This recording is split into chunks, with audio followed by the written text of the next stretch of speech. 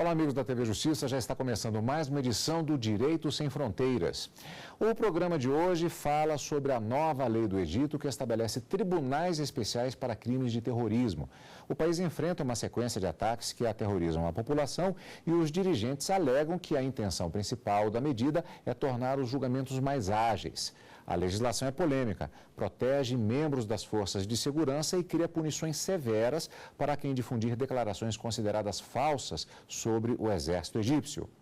Para conversarmos sobre este assunto, nós recebemos aqui nos estúdios da TV Justiça Tarcísio Dalmaso Jardim, professor de Direito Internacional, e Joanisval Brito Gonçalves, doutor em Relações Internacionais.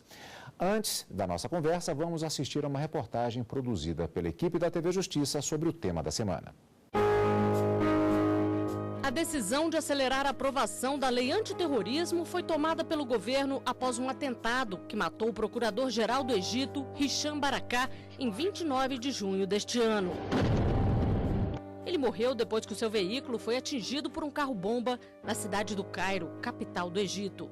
Dias antes, 2 juízes e um procurador foram mortos a tiros no norte de Sinai, leste do país, palco de diversos atentados jihadistas contra as forças de segurança.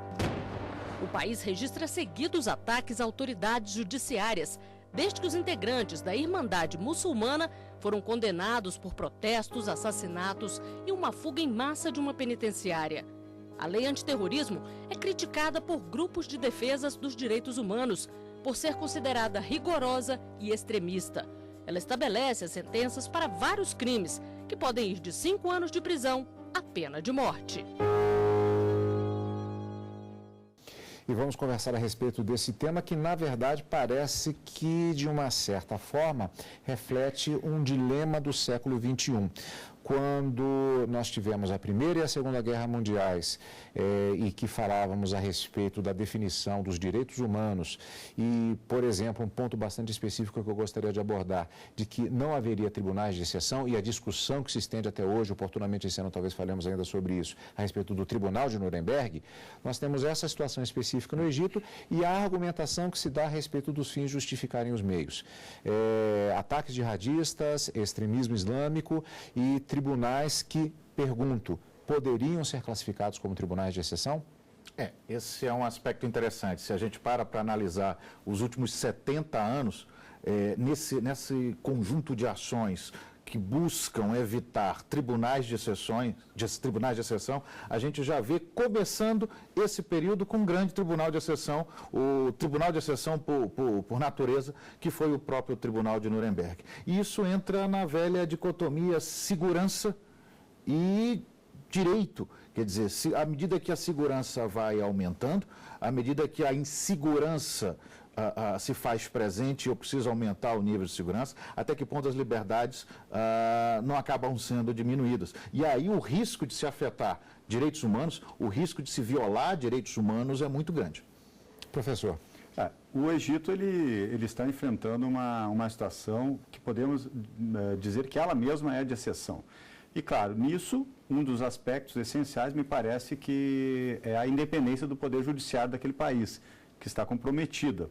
Um parlamento que está com suas portas fechadas, enfim, e, claro, começa-se a editar, por mãos do Poder Executivo, leis com alvo específico. Nesse sentido, poderíamos dizer que há um ar de exceção nos tribunais decorrentes dessa lei antiterrorismo, né? E temos que o inimigo do regime é a Irmandade Muçulmana. Portanto, se estamos a fazer uma legislação cujo alvo é um grupo pré-determinado e inimigo do regime, podemos dizer assim que são quase que tribunais ad hoc similares aos já feitos na história. Isso pode levar a algum tipo de nulidade do ponto de vista internacional, ou isso vai ficar estritamente dependendo do contexto geopolítico e da questão que os ataques jihadistas eles acabam se constituindo em um alvo principal, inclusive das grandes potências ocidentais? Que a gente entra numa questão política efetivamente muito delicada. Até que ponto vai se conseguir manter esse regime, esse sistema e esse conjunto de normas no Egito isso vai estar diretamente relacionado à própria manutenção do governo, do atual governo e do atual regime. Então, se esse governo perdurar, e alguns perguntam, não, mas será que seria possível um regime com características, como o Tarcísio lembrou, de exceção? Será que seria possível um regime como esse perdurar? A gente chama atenção para o fato de que aquelas pessoas e aqueles países estão numa realidade que é bem distinta da nossa. Estão numa realidade de conflito, insegurança, atentados. Então, a possibilidade de isso perdurar é muito grande. Perdurando, essas leis vão perdurar. E, em termos de repercussão internacional, a gente também vive o dilema. Ao mesmo tempo que se condena leis de exceção como essas ali, ao mesmo tempo se percebe que o inimigo ou o alvo dessas leis é algo muito maior e que ameaça a própria estabilidade e a sociedade internacional como um todo, que são as organizações terroristas e as organizações extremistas. Então, é complexo e essa é uma resposta muito complicada, seria um exercício de futurologia. Existe uma questão que ela é pouco jurídica e mais política, e talvez até sociológica de uma certa forma, que é a seguinte: quando você tem um processo de radicalização, se isso não pode gerar um efeito exatamente contrário, ou seja, há uma situação que já é bastante conhecida, aquele cidadão que não necessariamente ele compactuaria com o terrorismo, ele passa, na medida que se sente oprimido, a aceitar mais o discurso extremista daquele lado que inicialmente ele talvez não quisesse aderir. Esse efeito ele pode acabar acontecendo, de alguma forma? Me recordo que uma vez fui a um seminário no México, discutindo justamente terrorismo e direitos humanos, que era alvo de uma resolução das Nações Unidas logo após o 11 de setembro. Então, o tema, por quê? Porque uma vez que um determinado país sofre uma ação mais radical, classificada como terrorismo, tende-se a reformar o seu sistema de segurança e a asseverar a sua legislação interna, que, em geral, culmina na restrição de direitos e liberdades e garantias da sua própria população.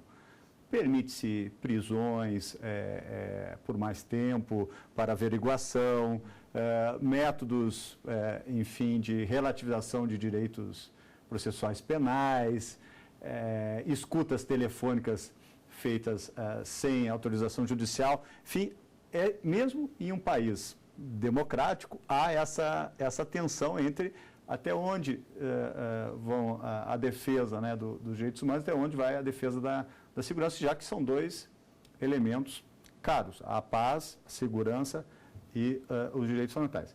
Isso gera antipatias e simpatias. Em um cenário onde já não havia um estándar de democracia e de liberdades, há uma radicalização maior para um lado e para o outro.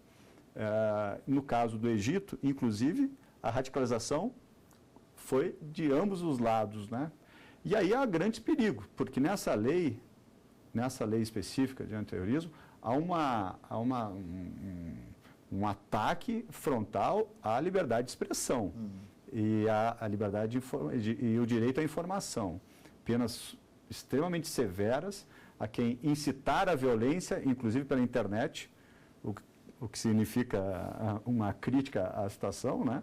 E a quem desvirtuar a informação oficial sobre os atentados. E aí, nesse último caso, culminando penas altíssimas, sobretudo pena de multa. É ação e reação. O Estado reage, o Estado é cobrado muitas vezes para uma reação, de uma reação diante de uma situação como essa, ele reage. E a primeira medida é trabalhar na legislação. Enquanto o doutor Tarcísio falava, eu me lembrava de duas grandes democracias que aprovaram legislação mais rígida após ações terroristas. Uma muito recentemente, agora em julho de 2015, foi a nova lei francesa, relacionada à inteligência e a terrorismo, onde se endureceu bastante o tratamento desses assuntos.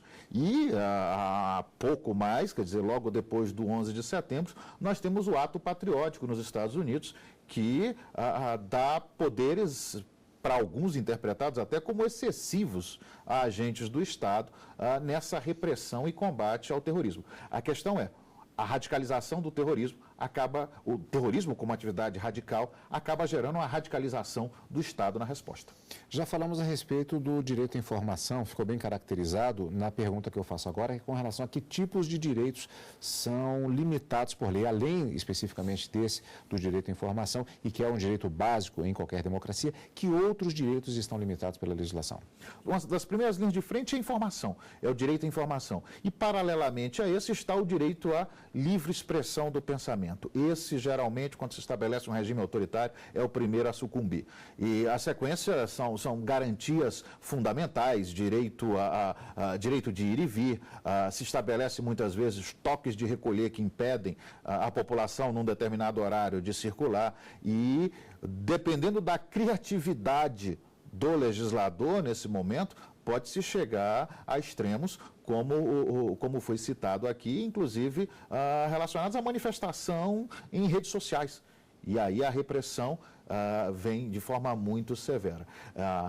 Alguém já disse que quando um regime desse se estabelece, fazendo um paralelo à guerra, quando a guerra começa, a primeira vítima é a verdade. E, nesse caso, é muito semelhante. Já para ser respondida já no início do próximo bloco, ainda com relação a essa mesma questão. Tivemos recentemente o episódio de que, aparentemente por um erro de informação, turistas foram mortos, inclusive mexicanos, em uma ação do exército egípcio. A questão é a seguinte: se isso já não é uma demonstração de que esse tipo de cheque em branco legal não pode gerar situações como essa. Mas isso daqui a pouquinho, quando retornarmos no nosso intervalo do nosso programa Direitos Sem Fronteiras de hoje, na nossa conversa sobre a lei antiterrorismo no Egito. Daqui a pouquinho, não saia daí.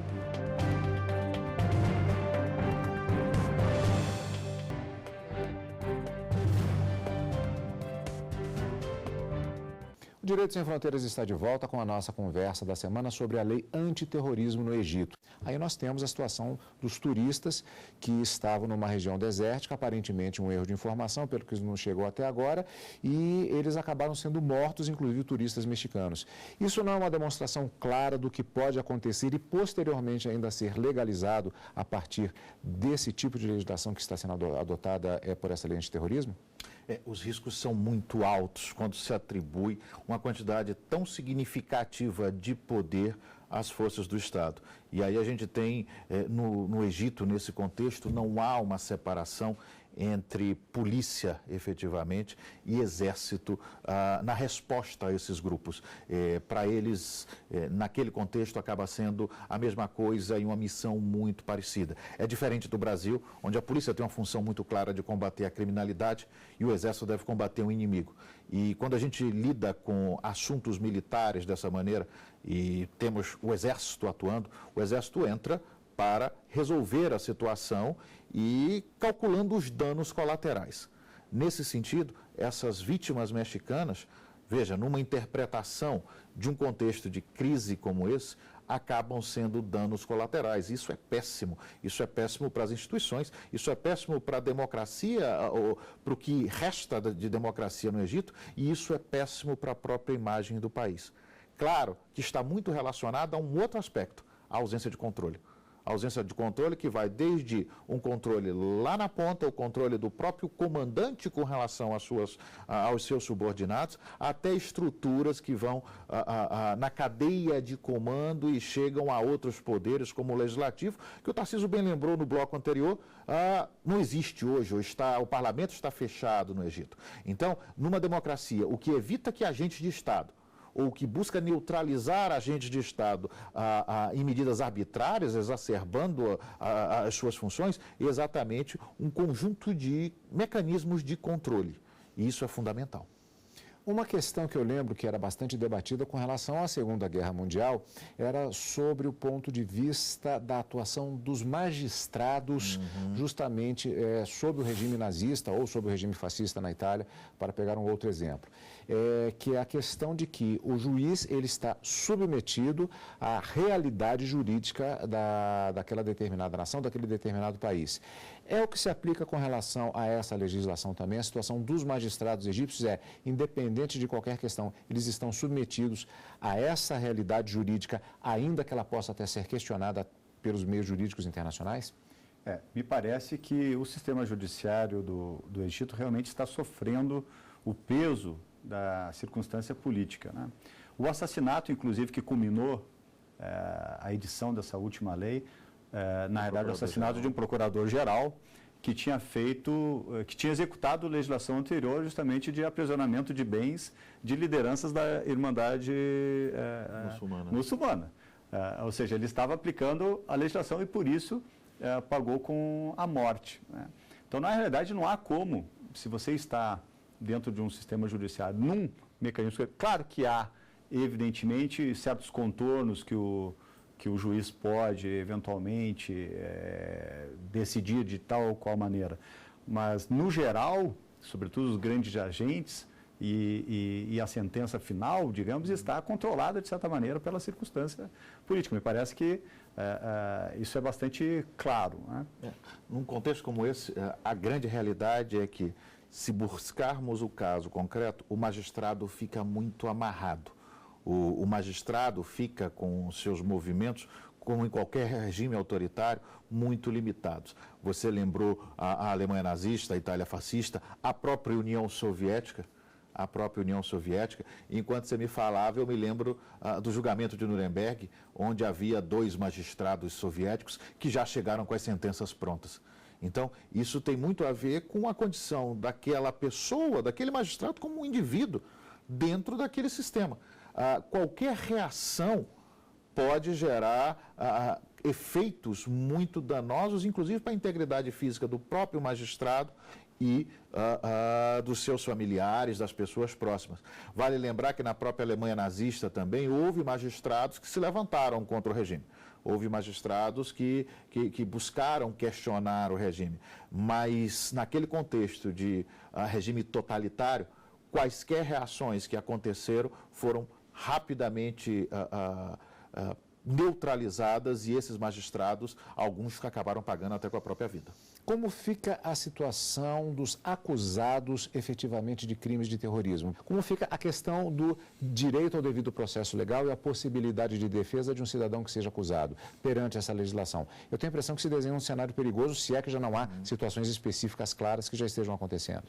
Então, a legislação sobre terrorismo no mundo ela é bastante diversificada. Inclusive, é uma tarefa que o mundo ainda não conseguiu completar, que é uma tipificação universal do terrorismo, até para parar essas arestas, né? Então, os estados eles criam legislações, por vezes, direcionadas a seus inimigos. No caso da legislação do Egito, ela segue uma linha de criminalizar a organização. Como outros países já o fizeram, para responder às suas próprias demandas.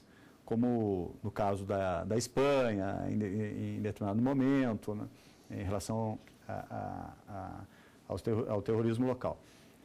Ao criminalizar a organização, você atinge, e como uma organização do tipo Irmandade Muçulmana, você atinge um espectro de pessoas muito amplo, né? Até porque não há uma formalização, faço ou não faço parte.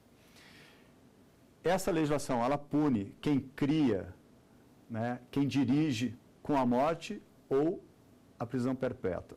Quem participa pode chegar até a perpetuidade. Ora, quem participa? Então, há um amplo espectro realmente dentro dessa legislação de punir e deixar a perpetuidade as pessoas que estão ligadas de uma ou de outra maneira à Irmandade Muçulmana, mesmo que não sejam os seus dirigentes. Então, serve para como um elemento grande de repressão geral, não só para atingir os seus líderes. O porteiro do prédio onde ficava a Irmandade Muçulmana poderia ser acusado de terrorismo. Pode acontecer. Você deixa de individualizar a pena e passa a associar o crime à simples vinculação de alguma maneira àquela organização. Isso é muito aplicável na legislação anglo-saxônica, por exemplo, com o que eles chamam de o crime de conspiração. É algo que não existe no nosso ordenamento jurídico, não é romano-germânico, mas nos países anglo-saxões a gente tem esse crime de conspiração. O fato de nós estarmos aqui conversando sobre uma determinada situação e às vezes brincando, pensando, não, vamos fazer tal ato, isso por si só já pode ensejar um processo judicial. E nos Estados Unidos, por exemplo, isso se aplica no caso de terrorismo.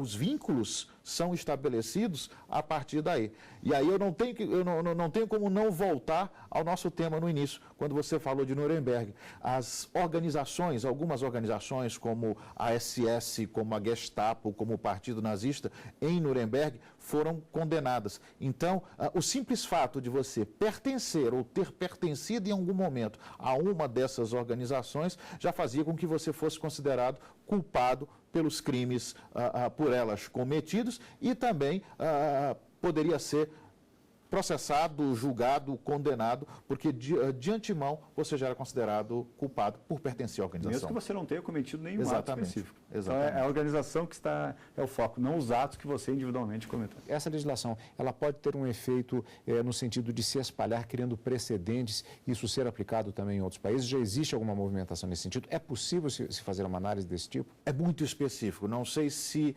teria força suficiente para gerar um precedente que se expandisse, talvez se expandisse pelo norte da África ou pelo mundo islâmico ali, mas é muito específico, na minha opinião, para gerar um precedente que se espalhe. Maior precedente são as legislações da França e dos Estados Unidos, para citar o exemplo. No caso, a região específica em que isso se dá, ela está influenciada por um movimento bastante interno, né, de inimizade interna. E isso que gerou a produção dessa legislação. Internacionalmente, há uma tendência a você criar tratados condenando certos atos.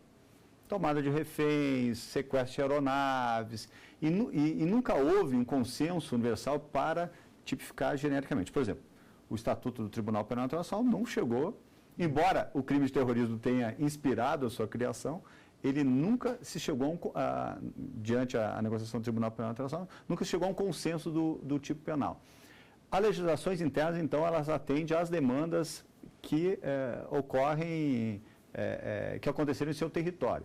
No caso da França, por causa do Charlie Hebdo, no caso dos Estados Unidos, por conta do 11 de setembro, outros países por causa do IRA, do ETA, e assim subsequentemente. Então, há uma certa dificuldade de você uniformizar. E a influência é limitada. Essa influência é limitada. No caso do Egito, é limitada. Agora, se países como Tunísia, por exemplo, Argélia, que também tem sofrido certos atentados direcionados a turistas, né? Vão endurecer sua legislação de terrorismo, bom, pode até ocorrer, mas acho que não na mesma medida. Por exemplo, ao ponto de tutelar essa ofensa à imprensa livre, ou dar uma carta branca às suas forças policiais, enfim. Eu acho que há limites de influência. De toda maneira, é bom lembrar que o mundo está olhando para o Egito. E o mundo árabe e o mundo islâmico também está olhando para o Egito. E o Egito sempre se destacou como uma nação que é uma liderança regional. Então, nesse sentido, o que acontece no Egito pode repercutir além das suas fronteiras. Eu concordo plenamente com o Tarcísio quando ele é pontual, lembrando que ali nós temos uma situação muito específica. Mas, de toda maneira, o Egito sempre, desde o tempo dos faraós, chamou a atenção do mundo e vai continuar fazendo isso. Bom, o tema é fascinante por um lado, exasperante por outro, mas infelizmente nosso tempo está esgotado. O Direito Sem Fronteiras de hoje, portanto, vai ficando por aqui. Nós conversamos sobre a lei antiterrorismo no Egito. Quem nos ajudou no debate foi Tarcísio Dalmaso Jardim, professor de Direito Internacional, e Joanisval Brito Gonçalves, doutor em Relações Internacionais. Agradeço muito a ambos pela presença aqui nos estúdios da TV Justiça. E você, amigo da TV Justiça, quer participar do nosso programa? Envie a sua sugestão para o e-mail direitosemfronteiras@stf.jus.br. E você também pode rever esta e outras entrevistas no site. Basta acessar tvjustiça.jus.br. Até a semana que vem. Tchau.